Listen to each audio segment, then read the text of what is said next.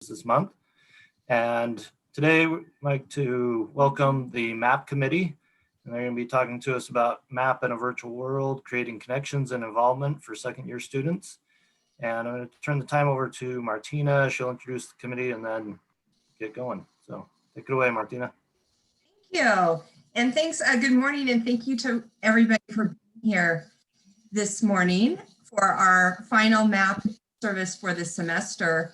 The MAP committee has been talking a lot about second year advising and how we can navigate some of the changes with the pandemic.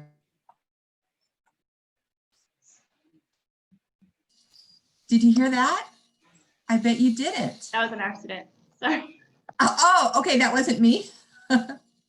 Okay. So I don't think anyone heard that. So I'll start over, right? I wanted to thank everybody for being here this morning. We look forward to talking to you about MAP second year advising. The committee has been meeting over the last few weeks, really talking about how we can navigate this pandemic and really help students to make the most of this year. So the MAP committee will be presenting, and if you want to, Tasha, next slide. I think we skipped a slide with the learning outcomes. Learning outcomes, yeah. So what we're going to do is talk about MAP second year advising, the timing, and where to go for information. We're going to try to help you get into the mindset of second year students based on a little bit of research that we did. We're going to reflect on and discuss advising strategies during COVID and really focus as well about creating connections and involvement for second year students. With timing, this is really important, so I'd like you to listen up here. The original plan was to email students on November 16th. However, it's 2020. 2020 is the year of oddities, and we have a little bit of a problem with our program that selects second year students right now. And we're working really hard to try to get it fixed, but I don't think we're going to get it fixed by Monday, which is just a few days away. So I'm going to be keeping in touch with the advising community about when we're going to be selecting our students, and the MAP committee is going to talk a little bit about some options next week. This is a very new event or knowledge that we just recently got. So we will be in touch about when we're actually going to email our second year students. One thing that I wanted to point out that you all can do that I think is really important is if you know your second year students and if you want to encourage them to come in for advising, if you go into PeopleSoft and mark that MAP second year meeting type, those students then won't ever get emailed by our larger process and won't get a hold, which is a great thing. So please feel free, if you're advising second year students, to go ahead and mark that MAP second year meeting type, and then hopefully we'll get this issue figured out really soon. The timeline may change a little bit, but in general, what we normally do is we advise students if they can get in for advising by March 1st, they don't have a hold on their registration. If they can't meet with an advisor by March 1st, then we email them again and we place a hold on their record. So again, you need to mark that MAP second year meeting type to prevent them from getting more emails and more holds. Once the hold comes on in the spring, we're going to be removing that hold as well as marking the MAP second year meeting type. So in terms of resources, if you go to this website, and I'll send an email out to everybody with this link as well, that's where you can find some detailed information, a MAP manual that explains all the processes, a timeline, which we're probably going to need to be changing once we figure out the exact timing. Okay, so I'm going to turn it over to Bethany. Or to me. Excuse me, sorry, Maddie. Yeah, no, you're totally fine. So good morning, everybody. My name is Maddie. I advise in business. It's nice to see everybody virtually. So to start off, this presentation, we're going to be looking at first year map. So as you all kind of know, we're most of the way through first year map. We have a few stragglers that we're meeting with currently, but we want to reflect on as a group, what's going well for you during first year map, and what have you learned during first year map and your advising that you can apply to second year map. So with that said, we're going to put everybody into small groups. If you all are familiar with Zoom breakout rooms, we're going to put you into small groups and we're going to have you discuss what's going well during first year map and what can you apply to second year map for about 7-ish minutes. And then we'll zip everybody back as a big group and we'll debrief for a few minutes. Hopefully you can have a few takeaway points that you learned from other colleagues on campus. So with that, we'll put you into those small groups and we'll see you back here in a little bit. Actually, I need Steve to make me a host, not a co-host, because I can't make breakout rooms as a co-host. Just did it. Okay, thanks.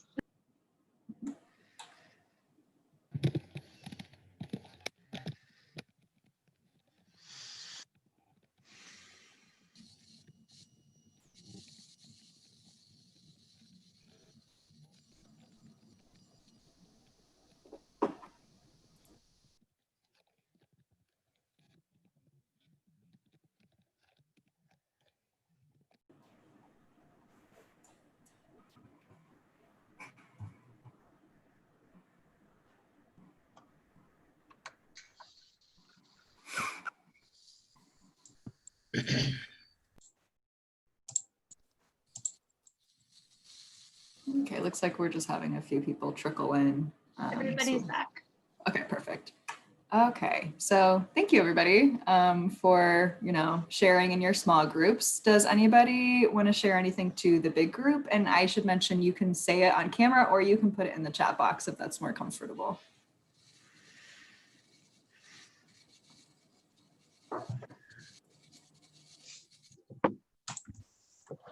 I'll say something. Yeah, go ahead.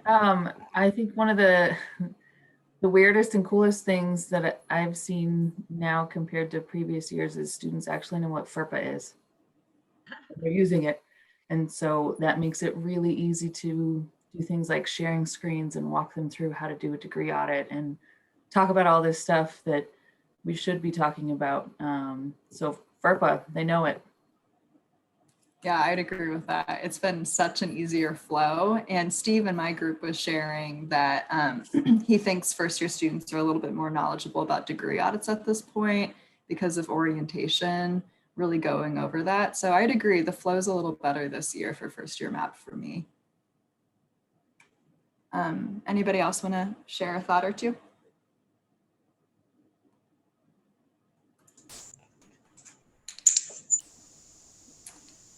Yeah, so someone in the chat, Anna in the chat was saying, how's everyone feeling about 45-minute appointment lengths for MAP second year?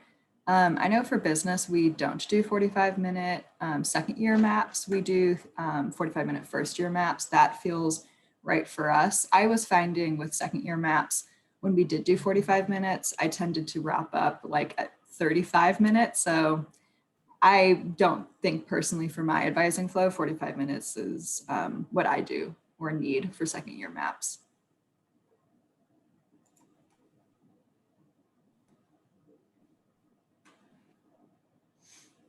Yeah. Yeah.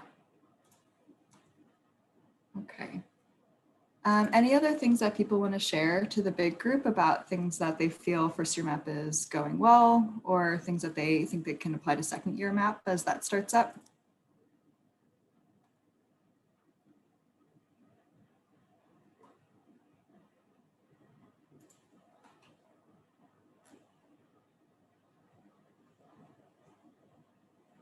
I'll start, even though I wasn't in a breakout room.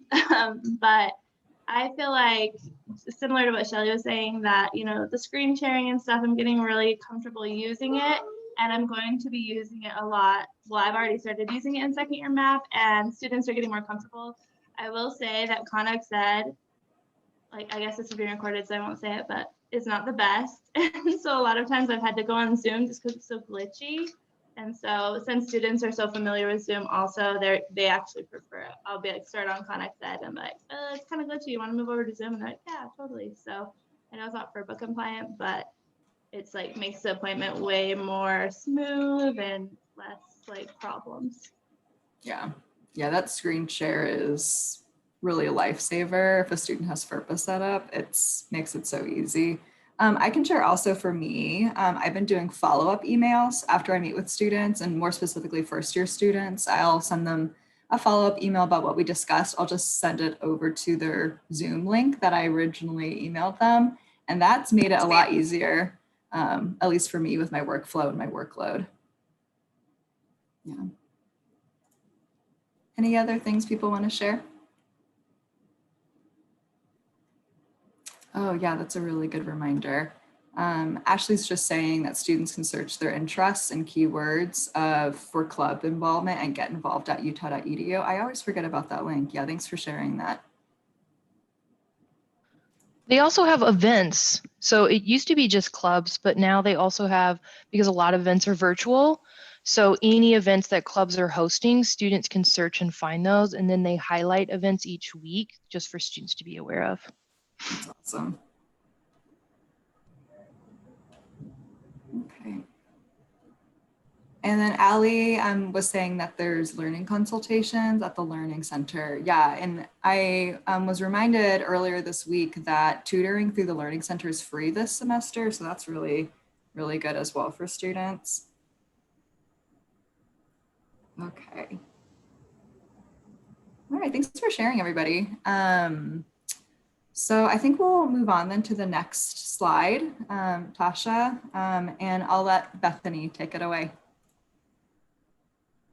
Okay, so sorry, my voice is a little crackly today. So as we're sort of transitioning into advising for our second year population, we wanted to kind of get an idea of how they're feeling and how they're dealing with this really different academic advising environment.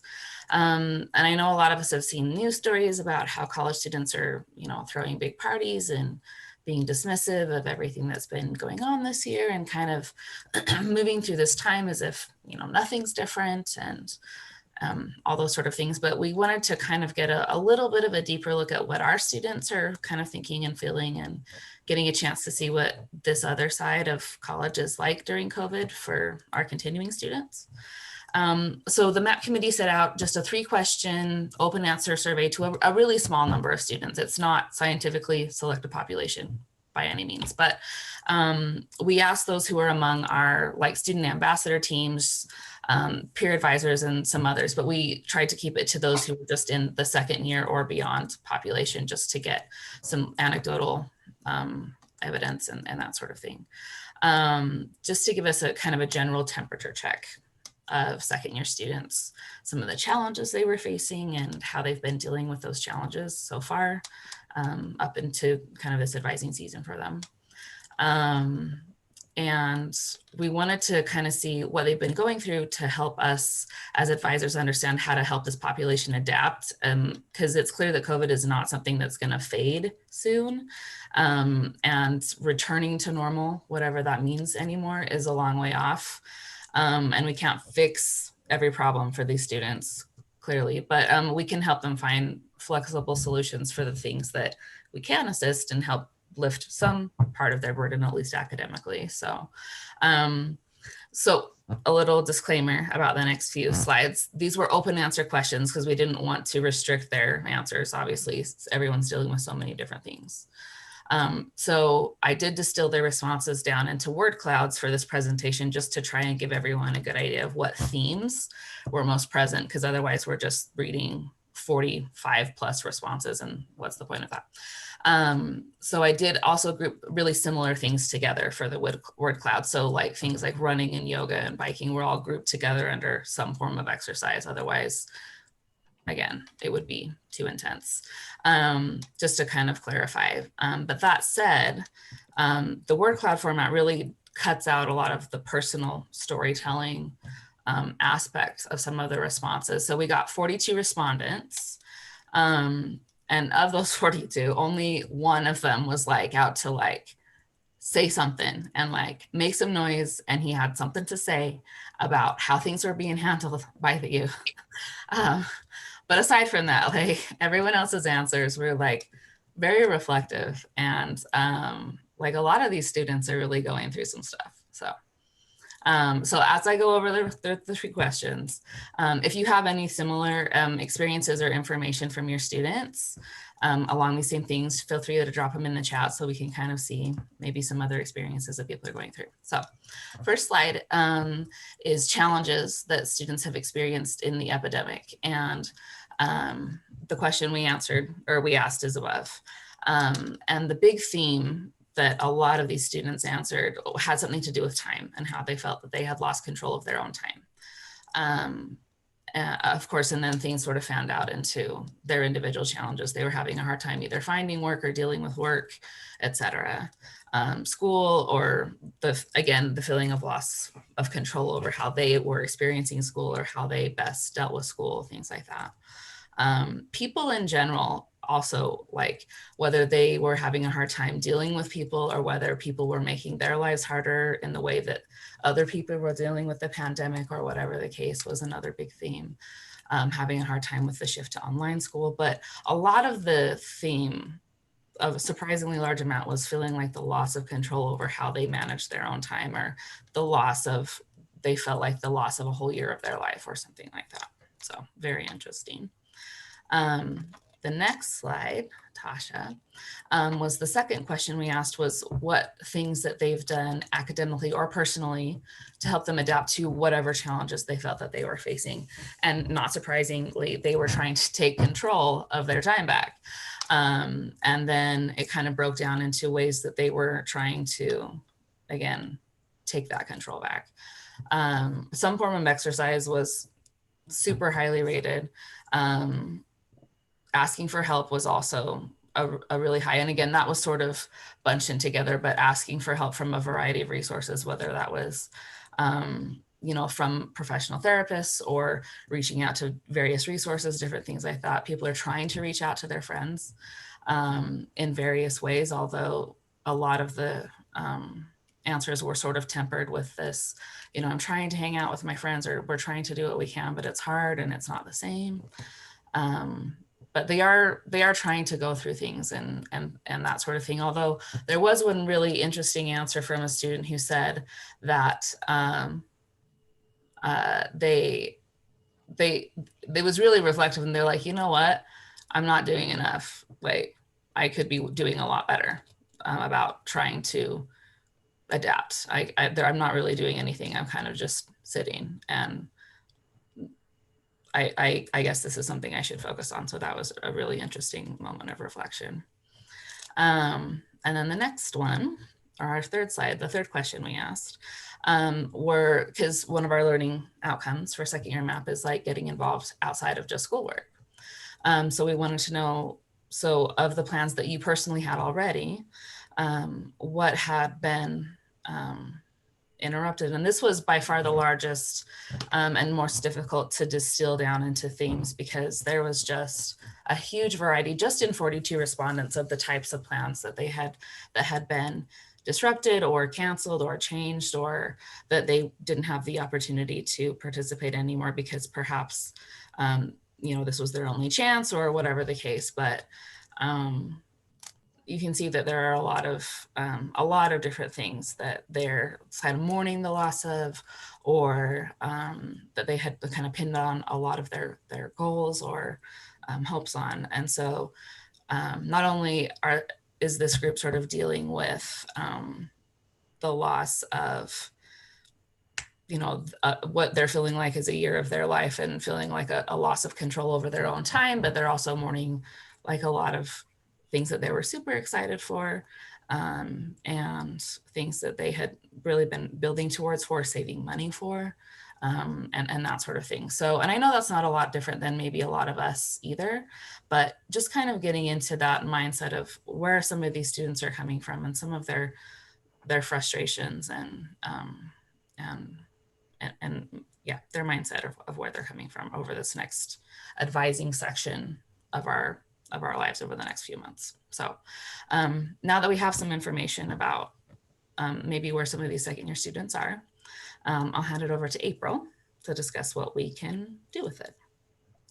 All right, so I think particularly for our MAP team too, when we read like the non-filtered, or not filtered, but the raw answers, we just were overcome by the sense of, this is just so like we talked about earlier, you see these images of college students partying and not caring, but then you read these responses and you're like, you just want to give them an HR appropriate hug kind of thing, because it's so raw. So we really appreciate it, and we wanted to help students, but a big thing we talked about too is we don't know what the end of COVID looks like, and that hey, you just got to make it till fall semester. We were being told we were going to be back in person in the fall kind of thing, so it's hard for students to imagine. We've had so many moving hurdles that eventually it's hard to give students that hope of just a little bit longer kind of thing, and really needing to help students adapt to maybe fill some of those voids in their lives. Maybe doesn't completely do it or fill that void, but maybe it does help some. So we talked about how can we help students adapt during COVID, and assist them in making those desired connections that they have, to be with friends, to get involved, to get motivation to sit down in front of their laptop and participate in classes. So we're going to go back into breakout groups. The first question is, how can we help students adapt and assist them in making those desired connections? And we know you've already been doing it too. So we want you to share your success stories on what strategies have been particularly helpful as you work with students to help them adapt in this present mindset.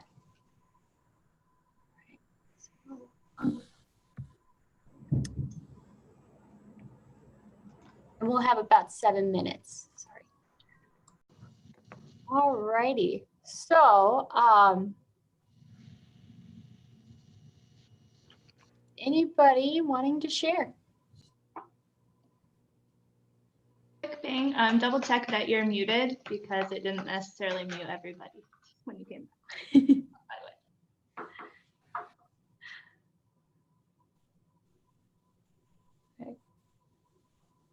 So does anybody want to like give somebody a shout out, if somebody, that way you don't have to like brag on yourself, but is there somebody who like, this person told this really inspiring story, or this had this really great idea for helping students adapt?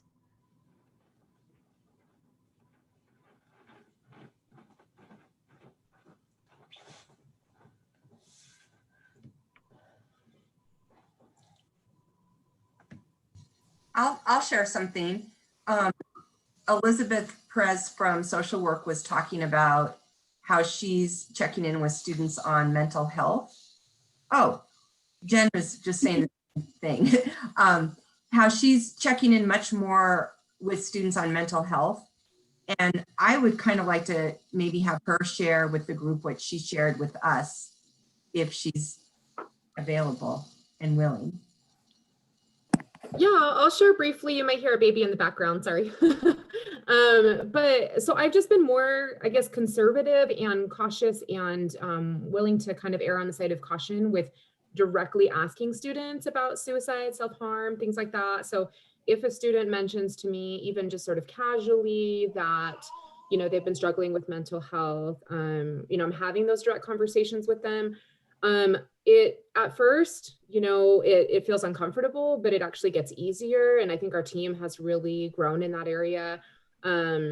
We've had additional training, so we've had to be really diligent about seeking out training from the professors in our college who, you know, are specialists in things like suicidality and kind of, you know, doing some assessments. But, you know, we're not clinicians, but we can ask the right questions to hopefully do some prevention. So that's what we're doing. And I had a student yesterday who, you know, the topic of the conversation, like why they booked an appointment, wasn't really directly related to their health.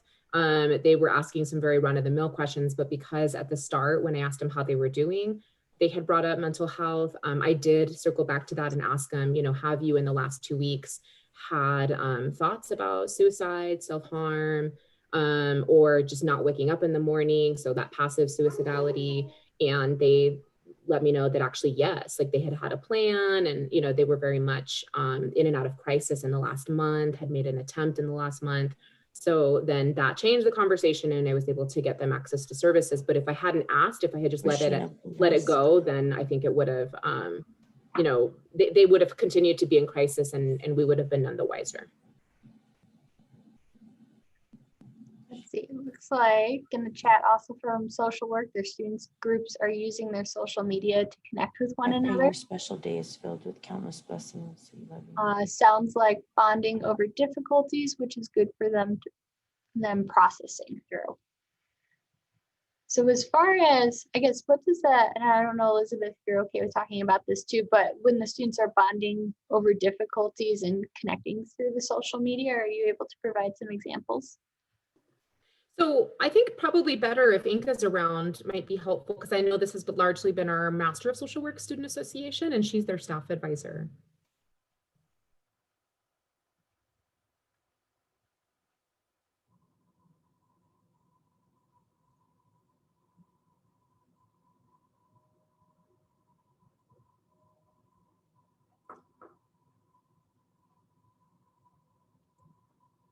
She might be typing.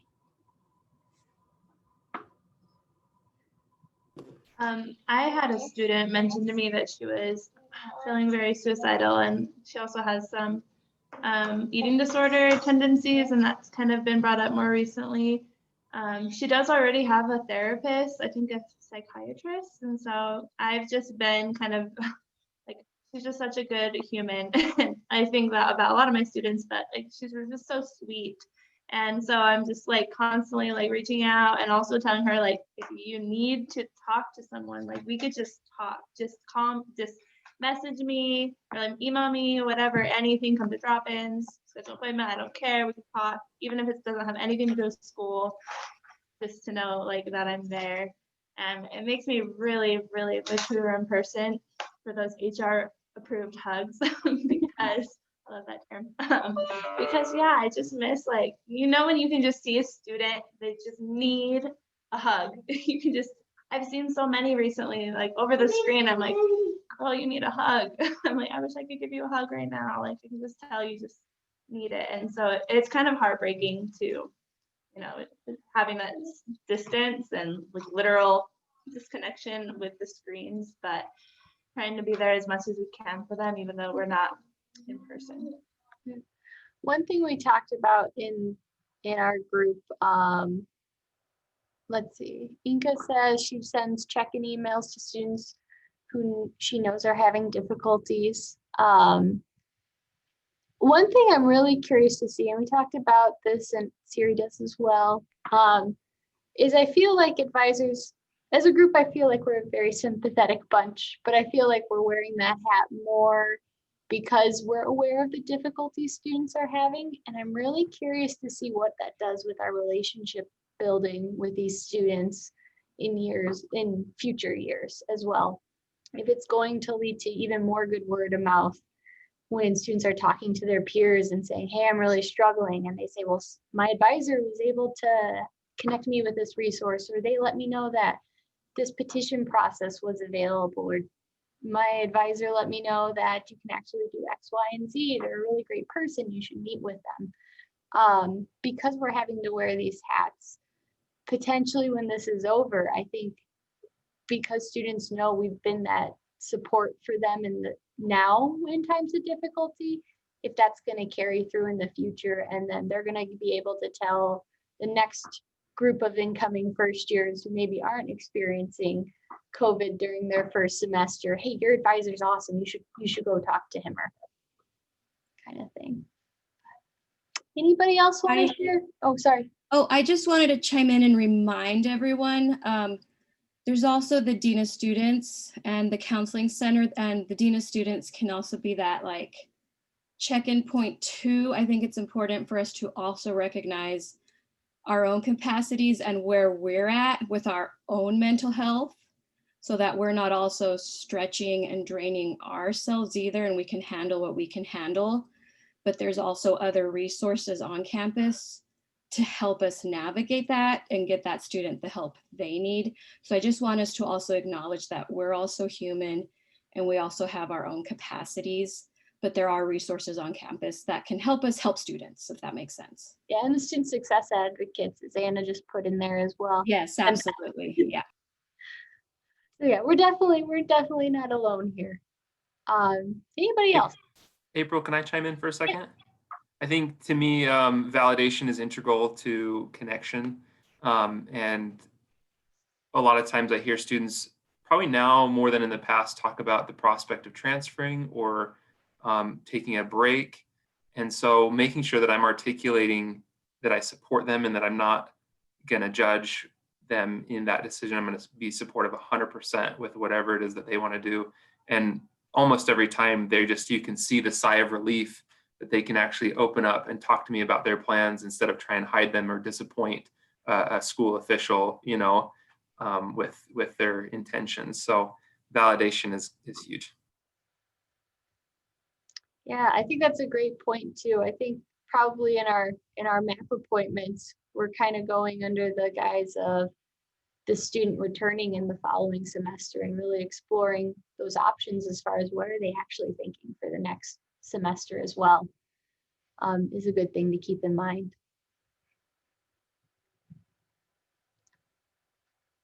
All right, I think we can go to the next slide.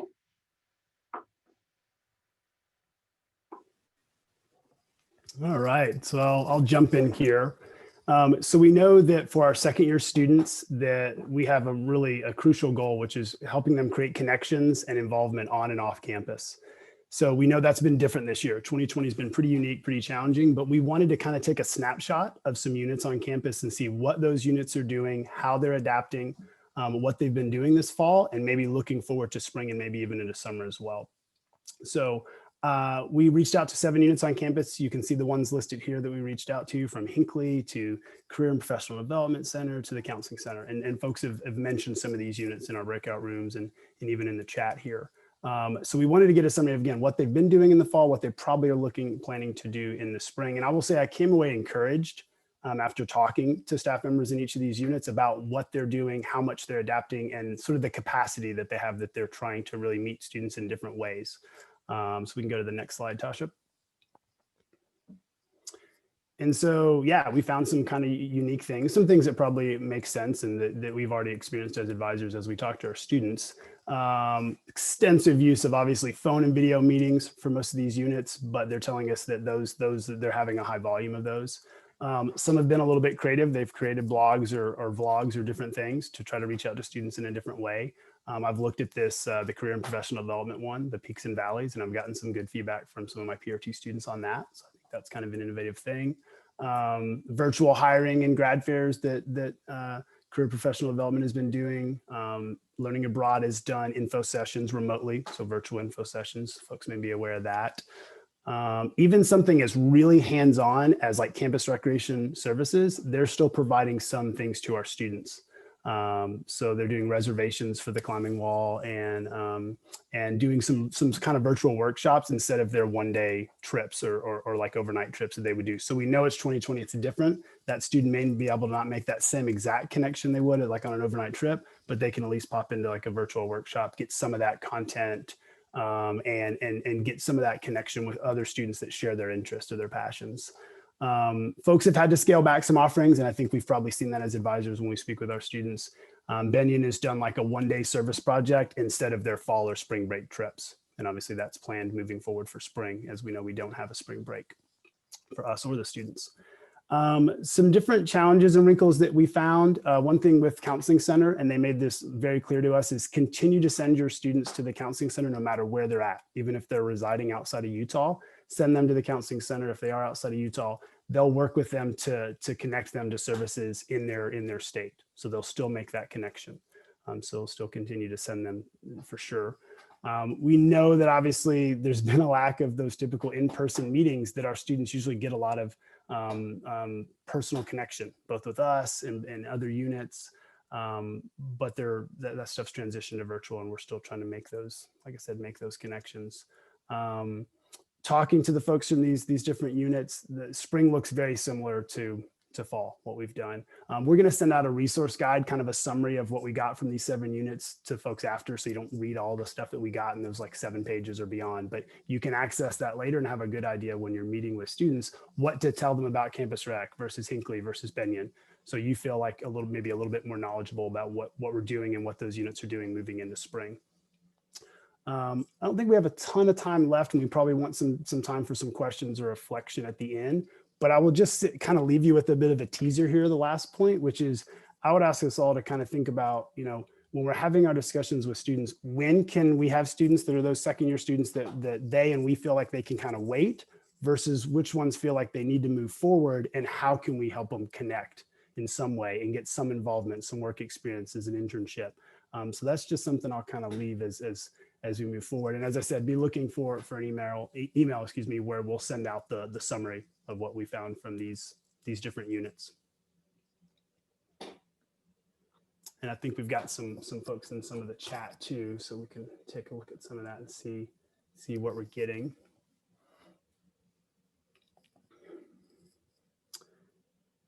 Wondering about spring alternative breaks. Yeah, as of now, like I said, Benyon is not going to have those spring alternative breaks. They're planning on kind of those one-day experiences instead. And that's what's planned. Obviously, they'll make changes if there are more restrictions.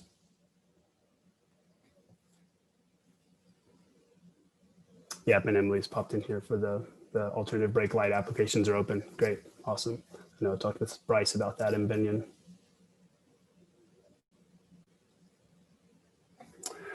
So I would say, number one, as you can see the last slide coming up, we just want to thank everybody for attending the in-service today. This shows the members of the committee here. And I know personally, I want to thank all them. They've done a ton of work to get us all kicked off for MAP first and second year.